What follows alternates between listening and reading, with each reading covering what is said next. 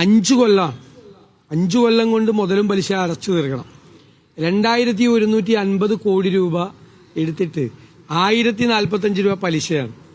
അപ്പം 3195 കോടി രൂപ ആ പലിശയും മുതലുമായിട്ട് അയക്കുക. 5 കൊല്ലം കൊണ്ട് ഏകദേശം പകുതിയോളം തുക പലിശയായിട്ട് വന്നിരിക്കുകയാണ്. ഞങ്ങൾ അതിനെയാണ് വിമർശിച്ചത്. മാത്രമല്ല, സ്റ്റേറ്റിന്റെ സോവറിൻ ഗ്യാരണ്ടി കൊടുത്താൽ വളരെ കുറഞ്ഞ പലിശയ്ക്ക് കിട്ടും. നമുക്ക് 1.25%-നാണ് കൊച്ചി മെട്രോയ്ക്ക് ഉമ്മൻചാണ്ടി സർക്കാരിന്റെ കാലത്ത് പലിശ 1.25%. അത് ഇടയ്ക്കെന്തോ 1.5 ആയി, അതിൽ കൂടുതലല്ല. എന്തായാലും 1.5% പലിശയ്ക്ക് അന്താരാഷ്ട്ര മാർക്കറ്റിൽ ഇത് കിട്ടിയെടുക്കാൻ. അപ്പോഴാണ് പോയി ഇത്രയും വലിയ പലിശയ്ക്ക് എടുത്തിരിക്കുന്നത്. മാത്രമല്ല, അതിന്റെ എല്ലാ നടപടിക്രമങ്ങളും ലംഘിച്ചുകൊണ്ടാണ്.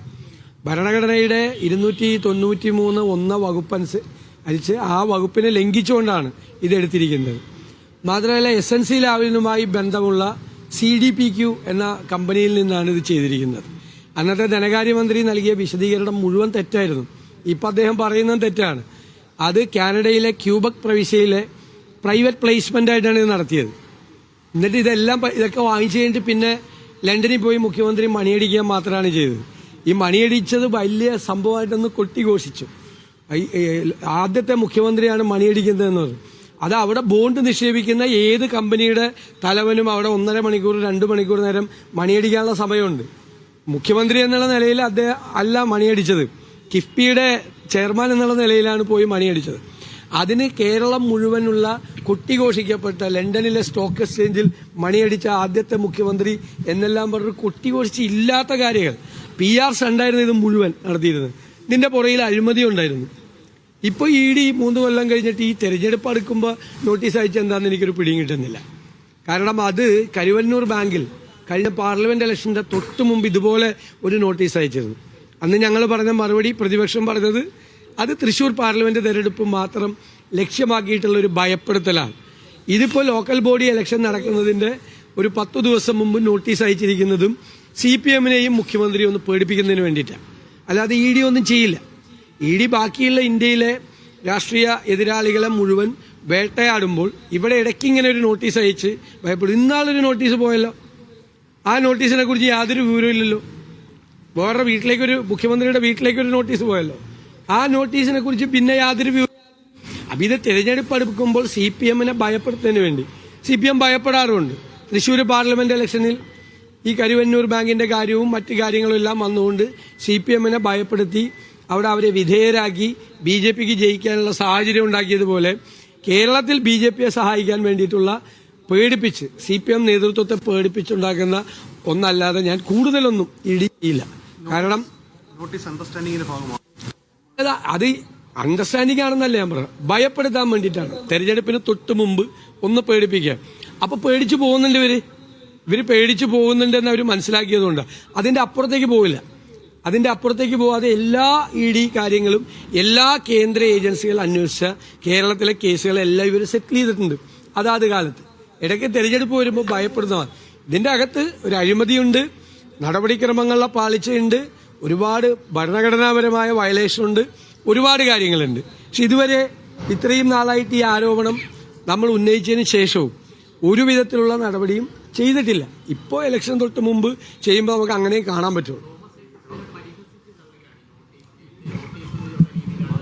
മാത്രമല്ല, ഈ പലിശ വർധനവ് ചോദിച്ചപ്പോൾ പുള്ളി പറഞ്ഞത് നേരത്തെ തന്നെ ഇതിന്റെ ക്ലാരിഫിക്കേഷൻ എല്ലാം EDക്ക് കൊടുത്തിട്ടുള്ളതാണ്. മാത്രമല്ല, ഇത് തെരഞ്ഞെടുപ്പ് അടുക്കുമ്പോൾ കാണിക്കുന്ന ഒരു ഗിമിക്കാണെന്നാണ്. അല്ല, അവരെന്തുകൊണ്ടാണ് ഇതിന് മുമ്പ് നടപടിയെടുക്കായിരുന്നെന്ന് പറയേണ്ടത് ഞാനല്ല, ED ആണ് പറയേണ്ടത്. ED എന്താണ് ഇപ്പൊ നോട്ടീസ് അയക്കാന്നുള്ള കാര്യം ED ആണ് പറയേണ്ടത്. പക്ഷെ ഞങ്ങൾ ഒരു കാര്യത്തിൽ ഉറച്ചു നിൽക്കുന്നു, ഗുരുതരമായ അഴിമതി ഇതിന്റെ പുറയിലുണ്ട്. നടപടിക്രമങ്ങളുടെ ലംഘനം, ഭരണഘടനാ ലംഘനവും ഈ മസാല ബോണ്ട് വാങ്ങിച്ചിട്ടുണ്ട്. 2150 കോടി രൂപ വാങ്ങിച്ചിട്ട് 5 കൊല്ലത്തിനകം 1045 രൂപ പലിശയടക്കം 3195 രൂപ തിരിച്ചടച്ചു എന്ന് പറഞ്ഞാൽ അതൊരു ഇന്റർനാഷണൽ ഫിനാൻസ് മാർക്കറ്റിൽ നിന്ന് ഒരു ഗവൺമെന്റ് സോവറിൻ ഗ്യാരണ്ടിയോടുകൂടി കടമെടുക്കുമ്പോൾ സാധാരണ സംഭവിക്കുന്ന ഒരു കാര്യമല്ല. മനസ്സിലായില്ല? അപ്പൊ അതിന്റെ അപ്പുറത്തേക്കുള്ള ധനനഷ്ടം സംസ്ഥാനത്തിന്റെ എക്സ്ചക്കറിന് ഉണ്ടായിട്ടുണ്ട്. എവിടെന്നാ പൈസ അടച്ചത്? തിരിച്ചു പൈസ അടച്ചത് നമ്മൾ സെസ് കൊടുക്കുന്ന പണമാണ്, നമ്മുടെ നികുതി പണത്തിൽ നിന്നാണ്. ഇത് തിരിച്ചടച്ചിരിക്കുന്നത്. കിഫ്ബിയുടെ ഫണ്ട് എന്ന് പറയുന്നത് മോട്ടോർ വെഹിക്കിൾ സെസ്സാണ് ഏറ്റവും പ്രധാനപ്പെട്ട ഫണ്ട് എന്ന് പറയുന്നത്. നമ്മുടെ നികുതി പണം എടുത്തിട്ടാണ് ഇവർ ഇത്രയും വലിയ പലിശയ്ക്ക് കടം മേടിച്ചതും ഇത്രയും വലിയ പലിശ കൊടുത്തതും. ഭീമമായ പലിശയാണ്, കൊള്ള പലിശയാണിത്. ഈ പലിശ മാർക്കറ്റിലില്ല, ഇന്റർനാഷണൽ മാർക്കറ്റിലില്ല. മസാല ബോണ്ടിനും ഏറ്റവും കൂടിയ പലിശയാണ് തരുന്നത്. മസാല ബോണ്ടിന് ഇത്രയില്ല. ഞാൻ ഒരുപാട് കേസുകൾ ഇതിനു മുമ്പ് പറഞ്ഞിട്ടുണ്ട്, ഇതിനേക്കാൾ കുറവ് പലിശയ്ക്ക് കൊടുത്തിരിക്കുന്നത്. അപ്പോൾ ഐസക്ക് ചിരിച്ചുകൊണ്ട് തള്ളിക്കളയാനുള്ള കേസല്ലത്, ഗൗരവമുള്ള കേസാണ്.